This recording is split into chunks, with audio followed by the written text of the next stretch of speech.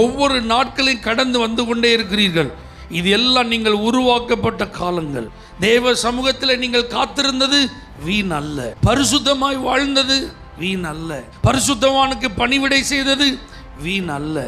ஜனங்கள் எல்லாரும் அருவருப்பான காரியங்களில் ஈடுபடும் போது அந்த அருவருப்புகளில் இருந்து நீங்கள் விலகி இருந்தது வீண் அல்ல. உங்களுக்கு ஒரு பொறுப்பு காத்திருக்கிறது. உங்களுக்கு ஒரு உயர்வு காத்திருக்கிறது.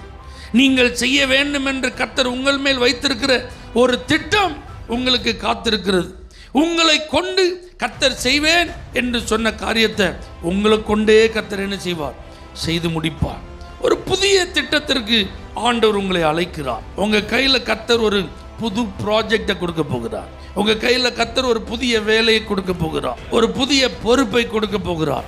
அந்த பொறுப்பை நீங்க தான் என்ன செய்யணும். அப்ப இதை செய்யறதுக்கு ஆண்டவர் சொல்றாரு, நீ பலம் கொண்டு திடமனதார். மோசையோடு கூட இருந்தது போல நான் உன் கூட இருப்பேன். நான் உன்னை விட்டு விலக மாட்டேன். நான் உன்னை கைவிட மாட்டேன். அதனால கர்த்தர் உங்களுக்கு தருகிற வேலையை, பொறுப்பு, அந்த திட்டத்தை நிறைவேற்ற நீங்க பயப்படவே வேண்டாம். உங்க கூட ஆண்டவர் இருக்கிறார். நீங்க பலப்படுத்தப்படுவீர்கள். நீங்கள் தைரியப்படுத்தப்படுவீர்கள்.